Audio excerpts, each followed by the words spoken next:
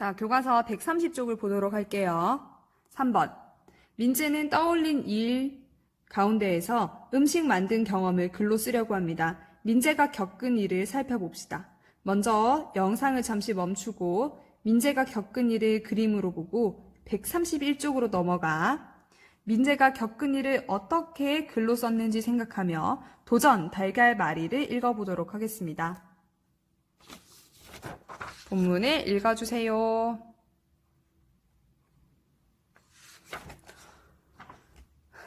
자, 모두 읽어보았나요? 그럼 130쪽에 겪은 일을 정리하며 민재가 겪은 일이 어떻게 글에 드러났는지 알아보도록 하겠습니다. 먼저 민재가 겪은 일은 달걀말이를 만들어 본 경험입니다. 먼저 민재가 왜 달걀말이를 만들 생각을 했는지가 나타나겠죠? 첫 번째, 두 번째 컷을 보면 민재가 달걀말이를 좋아하고 삼촌께서 달걀말이 만드는 법을 알려주는 내용이 나왔습니다. 이게 글에 드러나야겠죠. 그리고 두 번째 컷을 보면 민재가 달걀말이를 만들어 보고 싶어서 아빠와 함께 시장에 들리는 내용입니다.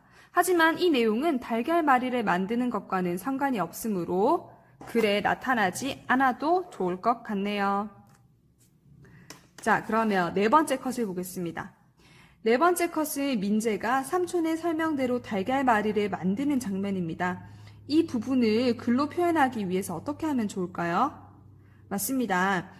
달걀말이를 만드는 법과 과정을 시간 순서대로 정리하면 좋을 것 같습니다. 그리고 다섯 번째, 여섯 번째 컷은 민재가 달걀말이를 만들고 아버지께서 칭찬해 주시는 내용입니다. 이 부분을 적으면서 글을 정리해주면 좋을 것 같습니다. 자, 그럼 131쪽으로 넘어가 확인해 보도록 하겠습니다. 먼저 달걀말이를 정말 좋아한다는 내용이 나오네요. 그리고 삼촌께서 달걀말이를 만드는 법을 가르쳐 주었다는 내용도 설명하고 있습니다. 두 번째 문단에서는 우리가 앞서 생각했듯이 달걀말이를 만드는 법을 시간 순서대로 정리하고 있습니다. 재료와 만들 때 유의해야 할 점에 대해서도 설명하고 있네요. 세 번째 문단에서는 아버지가 칭찬해 주신 것과 글을 정리하며 글을 쓴 이유에 대해서 설명하고 있습니다. 자, 그러면 132쪽으로 넘어가 보도록 할게요. 5번, 겪은 일을 글로 써서 학급 신문에 실으려고 합니다.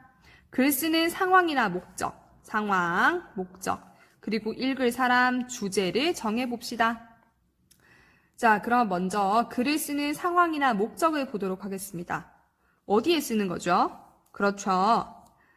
학급 신문에 겪은 일을 소개하기 위해서입니다. 그렇다면 이 글을 읽을 사람은 누구일까요? 친구들과 가족들이겠죠. 자, 그럼 어떤 주제를 정하면 좋을까요? 여러 가지 주제가 나올 것입니다. 하지만 고려해야 할 점이 있습니다. 첫 번째, 상황이나 목적에 맞는 글이어야 합니다. 학급 신문에 실어도 되는지 아닌지 생각해 보아야겠죠? 그리고 읽을 사람이 흥미를 가질 내용이어야 합니다. 친구나 가족들이 관심 있어야 할 내용인지 생각해 봅시다. 선생님은 예시로 주말에 가족들과 겪은 일에 대해서 적어보도록 하겠습니다. 자, 그럼 6번을 넘어갈게요. 129쪽의 2번, 보기에서 한 가지를 정해 글로 쓸 내용을 떠올려 봅시다. 129쪽으로 넘어가 볼까요? 우리는 129쪽에서 이렇게 쓸 내용을 몇 가지로 나누어서 떠올리거나 쓰고 싶은 내용을 자유롭게 떠올리거나 둘 중 하나를 선택해서 글을 쓸 내용을 떠올려 보겠습니다. 선생님은 쓸 내용을 몇 가지로 나누어 떠올리는 방법을 사용하겠습니다. 그래서 먼저 주말에 가족과 겪은 일에 대해서 쓸 건데요. 이걸 신기했던 일, 즐거웠던 일, 힘들었던 일 세 가지로 나누고 각각 예시를 적어주겠습니다. 별똥별을 보거나 텃밭에서 새싹이 자랐다. 힘들었던 일은 할아버지가 편찮으셨던 일, 자전거를 타다가 넘어진 일, 즐거웠던 일은 동생의 생일잔치, 등산, 이렇게 정리하면 좋겠지요.